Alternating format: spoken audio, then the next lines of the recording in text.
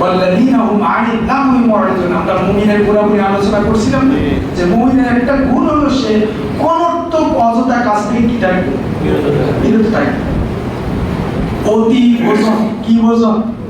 অতি ভোজন। সিটারের মানুষ এমন খায়, পিঁপড়া যদি মাল আনতে যায় নাক পর্যন্ত গেলেও গলা পর্যন্ত যাওয়া লাগবে।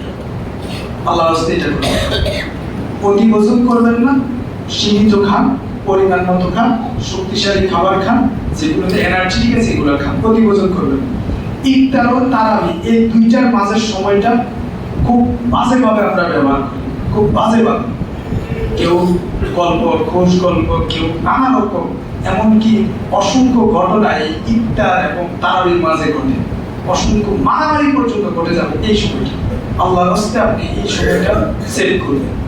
এরপরে এক মাসের জন্য খেলাধুলা দেখেন, রমাদানে জোরের পর থেকে ছেলেমেয়েরা খেলতে চলে যায়, এই সময়টাতে আপনি খেলতে যাবেন। আল্লাহর রাস্তায় এই সময়টাতে খেলাধুলা থেকে দূরে থাকুন। সওয়াবহীন কাজগুলো, যেগুলো সওয়াব নাই, সওয়াব নাই, এই কাজগুলো থেকে দূরে থাকুন। যেমন আপনার কিছু কাজ আছে এমনি আপনি বসে বসে কাগজ দিয়ে কিছু বানাচ্ছেন, বসে বসে কি করছে, এই খাতা শিখাচ্ছে মহিলারা, এগুলো তো কোরআন, কিন্তু এটাতে সওয়াব আছে। হ্যাঁ, যদি এমন হয় উনি এই কাজ করতে করতে, এটাই তার পেশা, এই কাজ করতে করতে তিনি জিকির করছেন, কোরআন তেলাওয়াত করছেন, তাহলে ভিন্ন বিষয়। কিন্তু সওয়াবহীন কাজ, যে কাজটা রমাদানে পরে করা যাবে কিন্তু সওয়াবহীন, সওয়াব নেই, তাহলে এই কাজটা থেকে কি করবেন, দূরে থাকবেন। কারণ শয়তানের একটা চালই হলো অন্তপক্ষে ভালো না, মানে গুনাহ না করুক কিন্তু সেটা যেন সওয়াব না হয়, তার টার্গেট হবে সওয়াব হইলেই তো জান্নাতের দিকে আগায় যাবে। এরপরে সর্বশেষ নিজের নফসের আনুগত্য থেকে দূরে থাকুন। আপনার মন যা চায়, মন চাইছে, মন যা চায় তা করবেন, এখান থেকে দূরে থাকুন, নফসকে কন্ট্রোল করুন।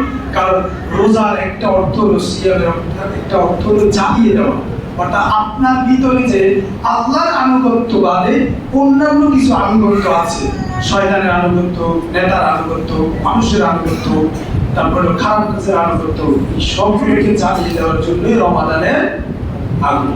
সুতরাং সম্মানিত ভাইরা, অসংখ্য অগণিত আলোচনা শুনেছেন, শুনবেন, কিন্তু পরিবর্তনের টার্গেট যদি আপনার না থাকে তাহলে আল্লাহ ওই আয়াত মনে রাখুন। আবার যেটা শুরুতে বলছি, আল্লাহ রাব্বুল আলামিন অধিকাংশ জিন এবং মানুষের জন্য জাহান্নাম তৈরি করেছেন, যাদের অন্তর আছে বুঝে না, কান আছে শুনে না, চোখ আছে দেখে না।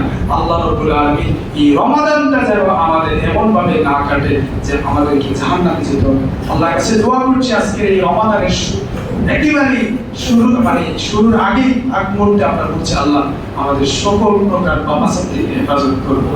আমাদের আগত রমাদানকে সুন্দরভাবে, নিয়মতান্ত্রিকভাবে, ইসলামের আলোকে, কোরআন এবং সুন্নাহর আলোকে আদায় করার তৌফিক দান করুন।